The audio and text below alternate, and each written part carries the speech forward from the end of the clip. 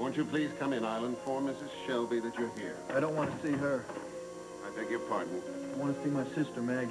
Then I'm afraid you've wasted a trip. Mrs. Coleridge is in the Long Island Medical Facility. What happened to her? She became a mother. She had the baby? I think you've grasped it. Hey, get over yourself, Pop. Just tell me if she's okay. As far as I know, both mother and child are doing very well. As far as you know, huh? Well, I'd like to hear it for myself. Where's this facility? Tell me how to get there. Ben? What are you doing here? Oh, look, don't hassle me, okay? As soon as Pop here tells me how to get to the hospital, I'm out of here. Oh, you want to see Maggie? Right.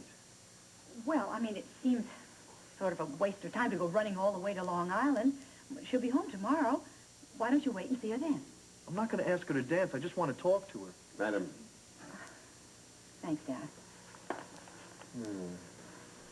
What, is there something you're not telling me? No, not at all. It's just that, well, Roger and Maggie are trying very hard to get back together right now, and I think they need time alone. I was her brother long before she met that jerk. Can't you once just try to see things from someone else's viewpoint? Oh, here we go again. The old selfish Ben routine.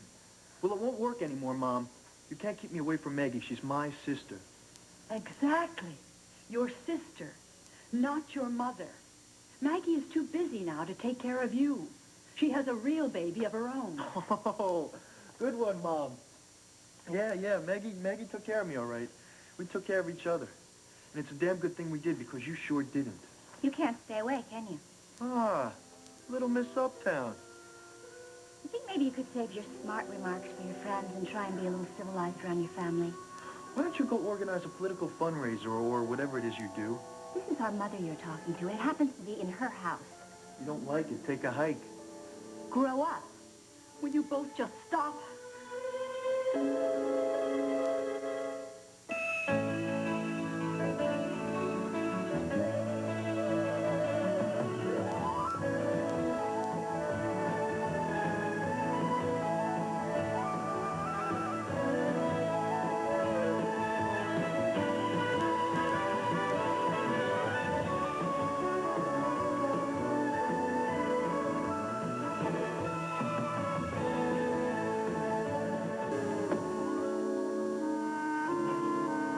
Excuse me? Good afternoon. May I help you? Yes, I'd like to speak to Dr. Humphreys, please. Oh, I'm afraid he's unavailable. Oh, well, maybe I can make an appointment. No, I'm so sorry. Then how do I get to speak to him? You don't.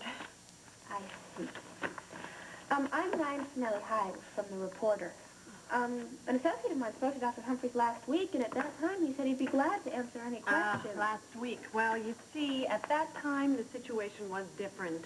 Well, as you may know, this whole lab is being dismantled under Dr. Humphreys' supervision. Well, between his responsibilities here and meetings in Washington, you can understand his schedule has simply become too full for interviews. Oh, yeah, I understand. Time pressures. We just thought he'd like to know that we have decided to do the article on the Wilman situation. We thought maybe he'd want to have some input. Oh, we would probably love to, There's but... so many rumors going around. Really a lot of bad press. We just wanted to set the record straight. Well, I really don't see how I can help you. I would take only 15 minutes of his time. If he had even 5 minutes, well, I'm sure you'd be the first person he'd schedule. But, I'm afraid it's out of my control. Okay, if I can't talk to him, maybe you can answer some questions. Well, I really don't have It's about the time. accident.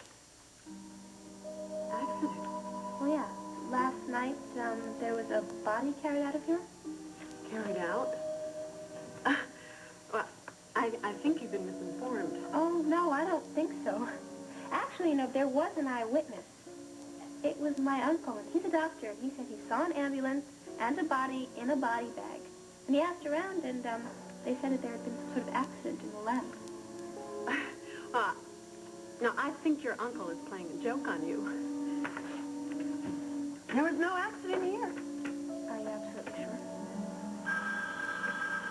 Listen, I'd really like to help you, but I'm afraid I'm going to have to ask you to leave now. Laboratory, would you hold one moment, please? Look, maybe I could speak to somebody who's a little more informed than you are. Well, no one can tell you anything more than I have.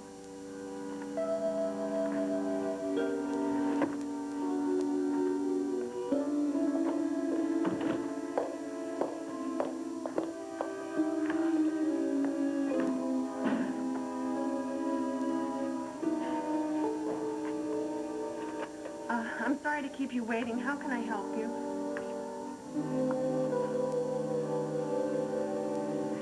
Hello, this is Ryan. Oh, hi, Dakota. It's Ryan. Is John there? No, I haven't seen him. Is he supposed to be here? Yeah, actually he is. Well, if he does come in, can you tell him to wait for me on my way there from the campus? Can do. Okay, thanks a lot. Bye. Bye.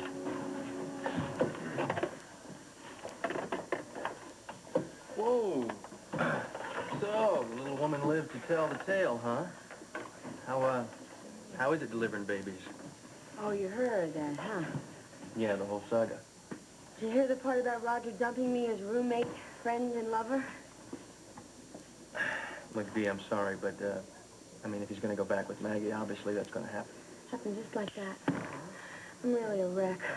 All I've been doing is driving or running or swimming or screaming or yelling or crying, and I don't know what to do with Tell you what, why don't you park it right there in the seat, and I'll fix you your favorite drink, huh? What do you have? How about a Maeve special? Well, you're gonna have to tell me what a Maeve special is. Is she around? Is she in the kitchen? Oh, you want to talk to her? Yeah. As far as I know, she's still upstairs looking after Oni. Oh, she's with a baby. I can't even face him, even though he's my grandson. Dakota, I think I need to have an adult conversation. Well, thanks a lot. Are you in a funk? Because you were the person who was going to cheer me up. You know, Delia, I'm sorry, but I don't really think I'm the person to cheer anybody up today, okay? Your family troubles? Yeah, you could say it, something like that. Yeah, well, the Ryans are very difficult to live with. You know, in the end, Joey turned out to be the bad guy. Please, don't get me started. Ooh, you are cranky. How about if you buy us 2 beers and we can trade our tale of woe, hmm? Would you want to be depressed alone, or you want to be depressed with your best pal? All right. Larry, could you watch the bar just for a few minutes? Sure. Thanks. Yeah, I personally, when I'm in trouble, I like to have a little bit of company.